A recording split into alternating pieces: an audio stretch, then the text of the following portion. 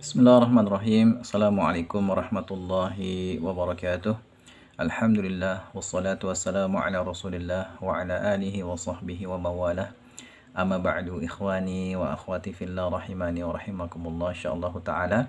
Pada kesempatan kali ini kita akan membahas tanda-tanda i'rab ya. Tanda-tanda i'rab maksudnya tanda-tanda perubahan yang terdapat pada isim yang mu'rab. Ya, sebelumnya kita sudah bahas 9 kelompok isim mu'rab. Nah, 9 kelompok isim mu'rab ini ketika nanti sudah dimasukkan ke dalam kalimat, maka ya harokat akhirnya atau bangunan akhirnya bisa berubah-ubah, bisa mengalami i'rab, mengalami perubahan. Nah, masing-masing dari 9 kelompok isim yang mu'rab ini nanti memiliki tanda perubahan yang khusus. Ya, yang insya Allah akan kita hafalkan, ya kita bahas dan kita akan hafalkan ya.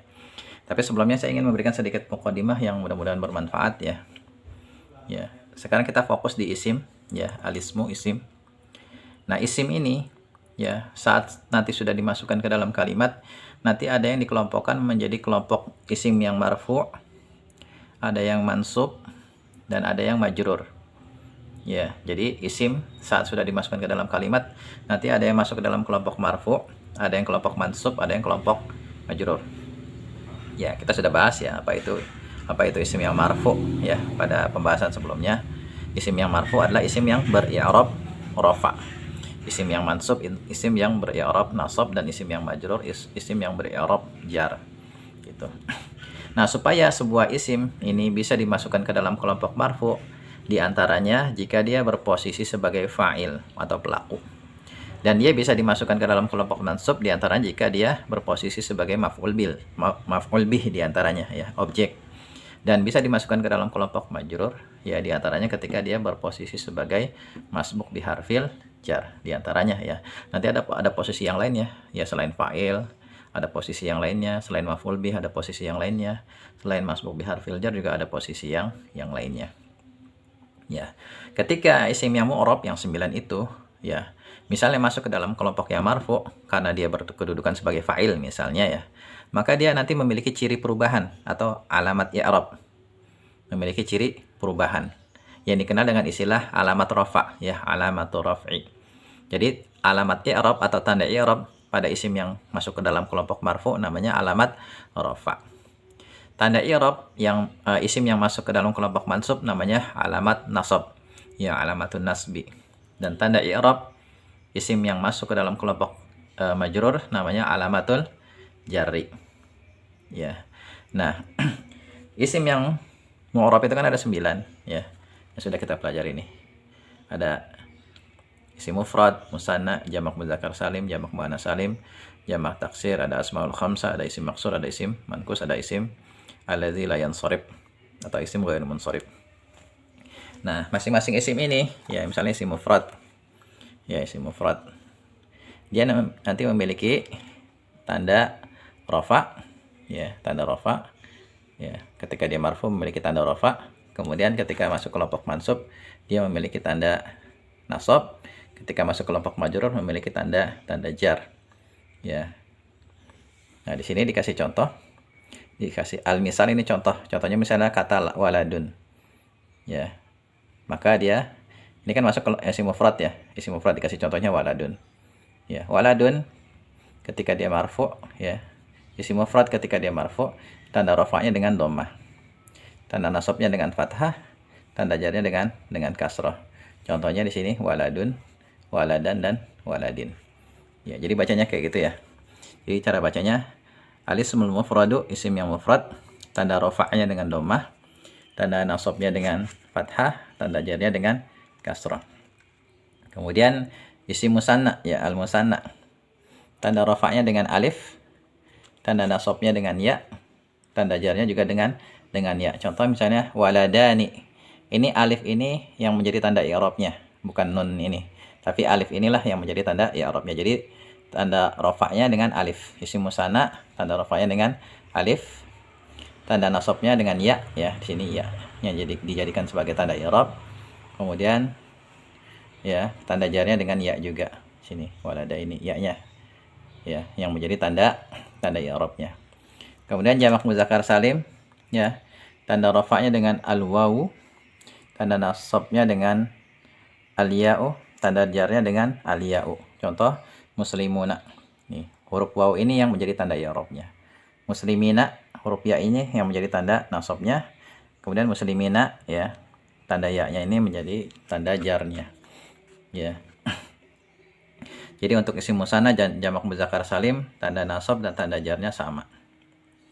Ya. Kemudian jam'ul muannats salim, ya, tanda rafa'nya dengan dhammah.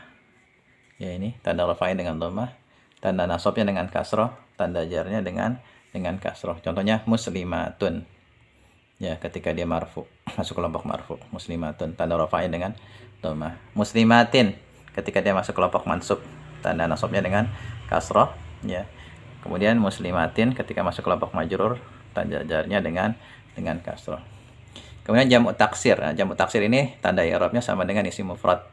Ya, tanda rafa'nya dengan dhammah, tanda nasabnya dengan fathah, tanda jarnya dengan kasroh. Contohnya auladun, auladan, dan auladin. Kemudian al-asmaul khamsah, ya, tanda rafa'nya dengan waw, abuka, abu, wawnya ini, ya, abu. Tanda nasabnya dengan alif, aba, ya, abaka, aba, alif. Ini tanda i'rabnya, tanda nasab namanya. Abika, ya, al-ya'u, tanda jarnya, ya, dengan ya. Kemudian al-maqsur, isim maqsur, tanda rafa'nya dengan dhammah muqaddarah. Ya, apa itu dhammah muqaddarah? Adalah harakat dhammah yang keberadaannya diperkirakan, tidak ditulis, ya, alif ini, karena alif ini kan nggak bisa dikasih harokat, ya, maka dikatakan isim maqsur tanda rafa'nya dengan dhammah muqaddarah, tanda nasabnya dengan fathah muqaddarah, dan tanda jarnya dengan kasroh muqaddarah. Contohnya al-fata, tulisannya tetap al-fata, al-fata, al-fata, ya, dimanapun posisinya dalam kalimat. Tapi ketika kita mengi'rab, nanti kita lihat posisinya sebagai apa dia. Apakah dia masuk kelompok marfu, mansub, atau majrur. Ya, kalau masuk kelompok marfu berarti tanda rafa'nya dhammah muqaddarah. Masuk kelompok mansub, tanda rafa'nya dengan fathah, tanda nasabnya dengan fathah muqaddarah. Masuk kelompok majrur, tanda jarnya dengan kasroh muqaddarah. Kemudian isim manqus, ya, isim manqus tanda rafa'nya dengan dhammah muqaddarah. Contohnya al-qadhi. Al-qadhi, ya, tulisannya seperti al-qadhi, ini ada titik duanya mestinya, ya. Ini huruf ya. Al-qadhi. Tapi ketika dia masuk kelompok mansub, ya, tanda nasabnya dengan fathah. Ya, al-qadiyah. Tulisannya al-qadiyah. Mungkin antum kalau cetakan baru ini ada kekeliruan nih, tambahin ya di sini dan harokatnya fathah. Al-qadiyah. Dan tanda jarnya, ya, dengan kasroh muqaddarah, al-qadhi. Jadi sama tulisannya dengan ketika dia dalam keadaan marfu. Ya. Jadi ketika isim manqus masuk kelompok marfu dan kelompok majrur, tulisannya sama. Contohnya al-qadhi dan al-qadhi. Tapi tanda i'rabnya beda. Ya, ketika dia marfu, tanda i'rabnya dengan dhammah muqaddarah, disebut tanda rafa. Tapi ketika majrur, tanda i'rabnya dengan kasroh muqaddarah. Kenapa di sini di atas huruf ya atau di bawah huruf ya tidak dikasih harokat? Ya, kenapa enggak al-qadhiyu? Kenapa enggak al-qadhi misalnya? Karena menurut orang Arab itu berat. Sehingga tidak ditulis harokatnya, ya, tidak dibaca, tapi dikatakan di situ ada harokat yang diperkirakan. Beda dengan kalau kita baca dengan fathah, al-qadhiyah, ringan menurut orang Arab, maka ditulis fathah. Ya, jadi alasannya ini, ya, kenapa dengan muqaddarah kalau untuk isim yang manqus? Karena berat diucapkan oleh orang Arab. Adapun kalau isim maksur, kenapa harokatnya kok nggak ditulis tapi diperkirakan? Karena memang alif ini nggak bisa dikasih harokat, ya. Kemudian al-ismul ladzi la yansharif atau isim ghairu munsharif, ya. Ini apa namanya? Tanda i'rabnya, tanda rafa'nya dengan dhammah, tanda nasabnya dengan fathah, tanda jarnya juga dengan fathah untuk isim ghairu munsharif.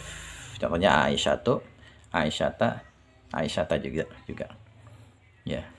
Nah, apa manfaatnya kita mengenal tanda i'rab? Di antaranya untuk supaya kita nanti bisa mengi'rab sebuah kata. Ya, mengi'rab maksudnya menjelaskan status sebuah kata yang terdapat dalam kalimat. Saya kasih contoh, misalnya ada lafaz jaa zaidun. Atau di situ ada jaa waladun, ya. Waladun kan isim mufrad.